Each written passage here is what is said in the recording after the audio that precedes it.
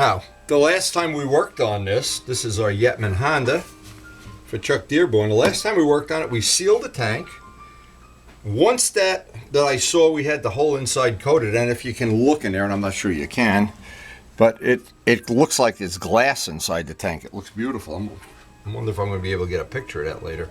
Anyway, it looks like we're good to go here. Now, the next step on this project, and this is always something I have to think about.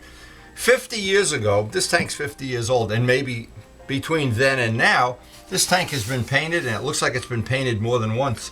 So I don't want to paint on top of this. I want to take as much of the old paint off as possible. The easiest way to do that I know of is to find out what dissolves the paint. Most old lacquer and acrylic lacquer, either lacquer thinners, acetone, some generic thinning material, and in the worst of all cases, acetone should help take it off. Modern paint, that's not true. You have to use paint remover. But in the meantime, I'm going to be very careful about this because there's a crack in the tank, and I can really see the crack here. And I want to get off, if you can look at this real close, I'd like to try to show this, what happens when paint, it's probably from the leak, the gas even ate the paint. This might even be Home Depot paint, who knows. We don't know what it is, but that's the point. When you don't know what it is, you start with the mildest solvent, which is lacquer thinner, and then try something like urethane thinner or dope retarder, or then acetone. But we're going to try, the next thing is to figure out what's going to help take some of that paint off. Now the next step, and I'm in the middle of doing it right now, I didn't want to leave out any steps. Getting the gas cap covered, after all this work, sealing it properly with the Caswell material, and that seemed to work really well, by the way. Separate video is out there already. This is now hopefully going to seal that up. I've got a back mask off this. I don't want this to get all full of paint remover. So again, I can just take good old-fashioned Gorilla Tape. In fact, with this, I think I'll use masking tape because it's got to bend around there. An ordinary masking tape will, in this case, be better. I just don't want to get this all full of paint and all full of whatever we're going to use ultimately to take this off. Now, I also have these little brackets up in the front of the tank. I want to take these off, wire brush them, paint them separately. I don't want to have a big glob of paint on this. It just makes it look like a job that somebody didn't care about. Now, it's little things like this that you probably, if you were not really concerned about the final the way the job looks at the end, you'd be thinking, well, that's not necessary, just let them rust. Well, we try not to do stuff like that. Even little things like these brackets, cleaning up inside where the gas cap was. I already polished the gas cap. These little brackets, we'll wire wheel them down and we'll paint them separate. Get a little bag for the screws. Just make one more little detail. It looks real nice.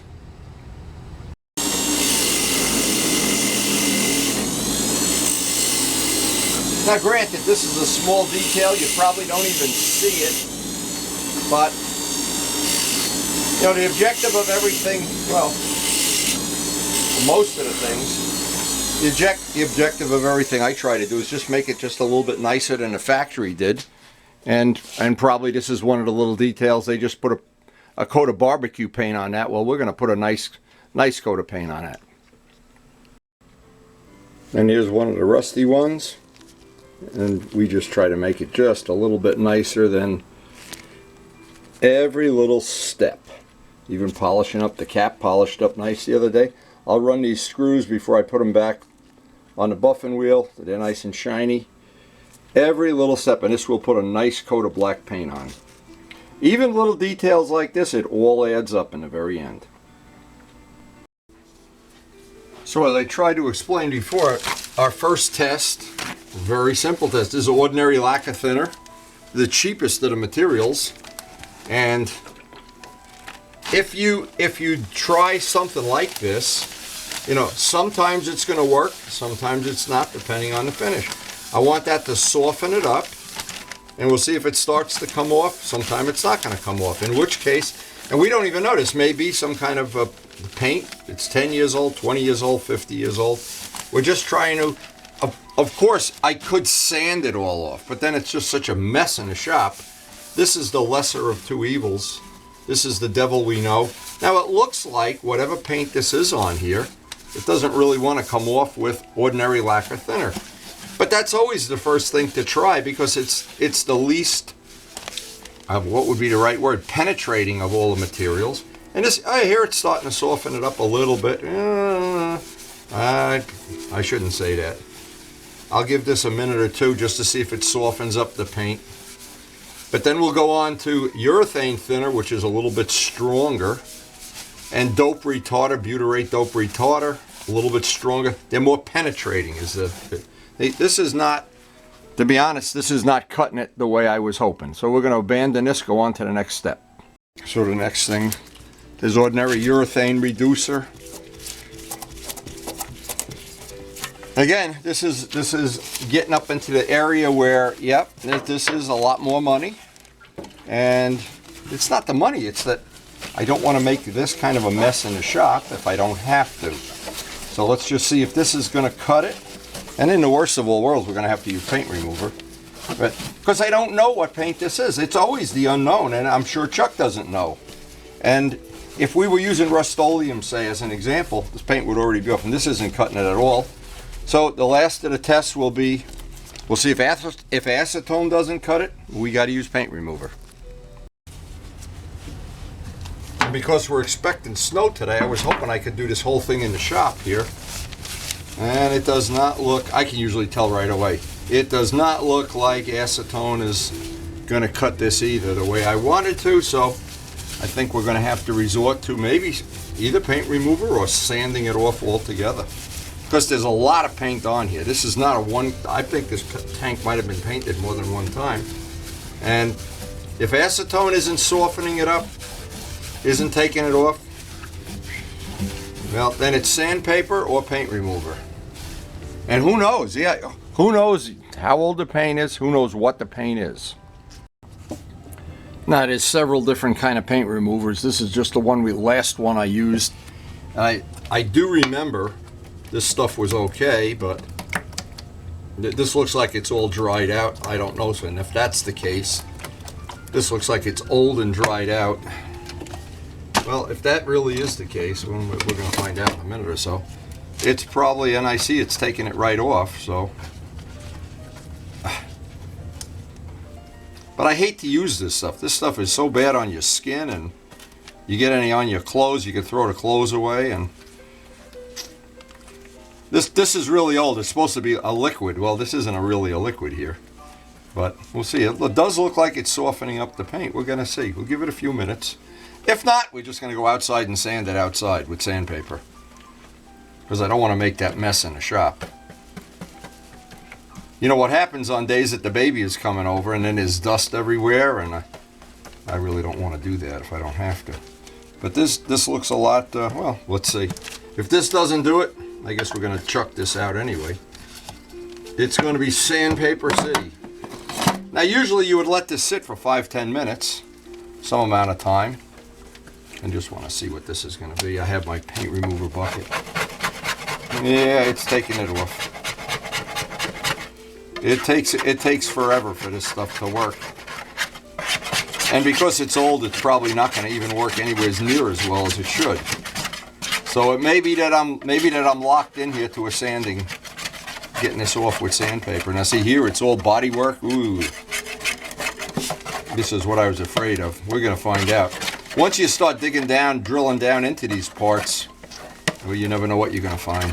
It's like in an old house when we bought this house and we started doing some of the sheetrock work. Holy mackerel. There's monsters everywhere. Anyway, I'll let that sit for a few minutes and see if that doesn't do it. If that doesn't start to make some progress, it's going to be Sandpaper City. Well, one thing you know for sure, no matter what, sandpaper will always take it off. It's just messier and it's a little more work. But we do not want to paint over some of the stuff that's on here. Or in the worst, even if I don't get it all off, if I can etch some of it, I need to get that etch going.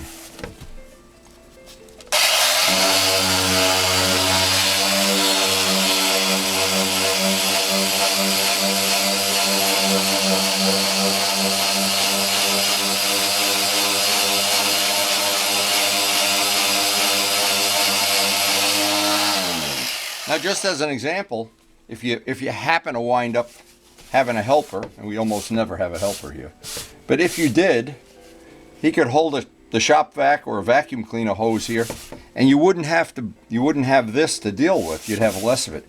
In my case, I'm going to sand over this towel, then take this towel outside and shake it out, and then put it in the laundry. But what's going to happen? We're going to be dealing with a lot of dust here, and I'm always trying to minimize the dust.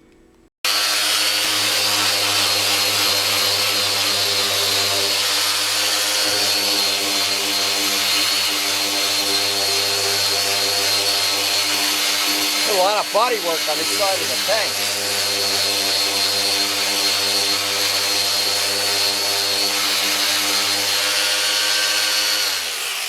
And the trick is with this is just not to try to do the whole job with one piece of sandpaper. These things are relatively inexpensive and Harbor Freight, and just once they get clogged up like this, they don't really cut as well as they should. Now, as we've started to add up the hours that are into this tank, I realized after sanding through this bodywork, both by machine and by hand, we are really in some thin bodywork here. This bodywork here and this bodywork here. And so what I'm going to do, just to stack the deck in my favor, because what this is going to do is harden up. It's capillary. It's going to harden up any of that's still loose.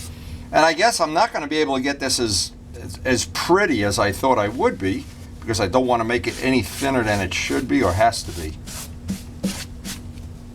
But this is the material, any kind of CA. This is the stuff that Turbo Steve donated to the cause here, and we're using it to seal that. What it does, it makes all the material equally hard, and some of it penetrates down into the fiberglass.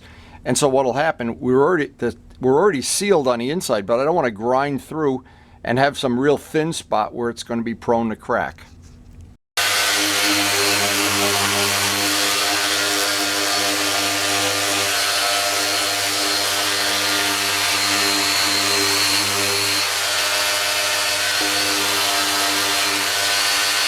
I'm really trying very, very carefully, even with the machine or by hand, not to get that too thin.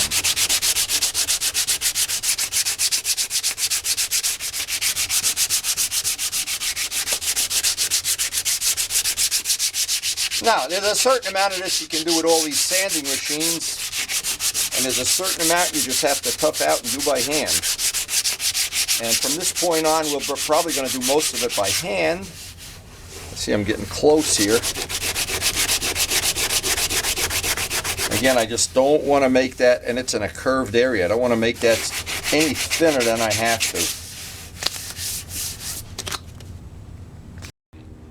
Now, the soft block is really good for finishing this off. After I CA'd it a few times, I think we're closing in on it. Again, this is such messy, filthy work. I really hate to do this inside the house, but we have a terrible day outside weather-wise.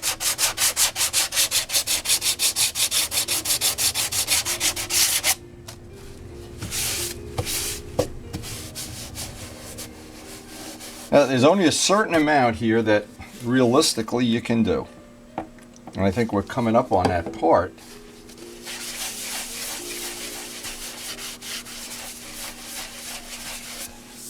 Now, doing that over and over and over and just wiping it with a paper towel, but don't stop in the middle of it. If you stop, it's going to glue the paper towel to the bodywork. Once that kicks off, we're going to sand the rest of this by hand, and it'll be ready for primer. Now, before we actually prime it, and you can see what a mess this kind of work is. I really hate to do this inside the house, but in this case, that paint was really tenacious, whatever kind it was, and how old it was, I don't know. I'm really not going to even try to get this to be thinner. It's got a little bit of a hump there. I don't really care right now, because what I'm worried about is making this so thin. And you never know. You never know. I don't want to make it that I have to reseal a tank, of course. Even though we do have enough material to reseal a tank. This is getting close. Most important thing too is to radius all the edges off, because that's where the paint, if it does start to peel or chip, especially on this bike, it's a race bike, it's going to take a lot of a lot of abuse. Just putting it in and out of the on and off the trailer. Sometimes you ship it all up.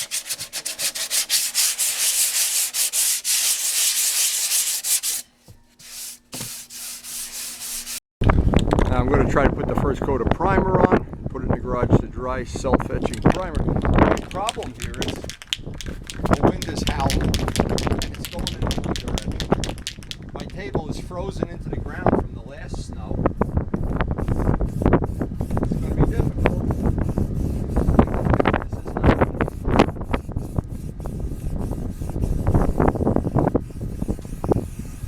If in doubt with this, just put on light coats.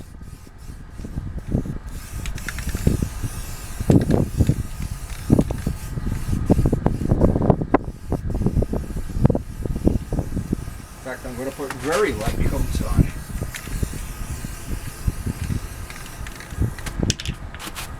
I want each coat to tack up just a little bit. Really working under some battle conditions here today. Look at it falling into the snow. My poor table froze into the ground. I can't even get it up. And the wind is howling. It's 20 degrees. And we get the job done. How cool is that?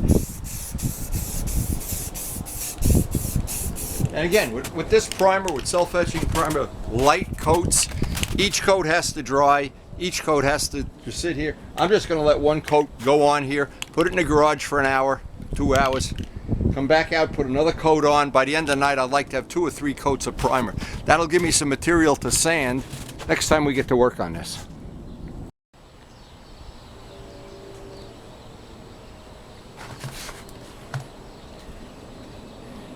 Actually, that bodywork looks like it might be okay. You never really know. I want to go see how this is drying up. All right. Obviously, that's going to sit overnight, maybe even longer. That's 3 nice thick coats of primer. That'll give us plenty of material to sand. And not the big job here, clean up the cellar. And at the end of one of these sessions, what I always enjoy, just cleaning up this, get this outside, shake it out, put it in the washing machine, and look forward to the day that we're going to have this in a nice colored paint. We want to match up the fairing paint, and that was a lot of body work in that. We want to get these painted eventually. We got our tire to mount. That'll be mounted up by, I guess, in the next couple days. And we're hoping we can get together with Vlad and finish off this project. There's still some loose ends on this project. But anyway, hope you've enjoyed the video. Hope you enjoy sharing our passion. And thanks for watching.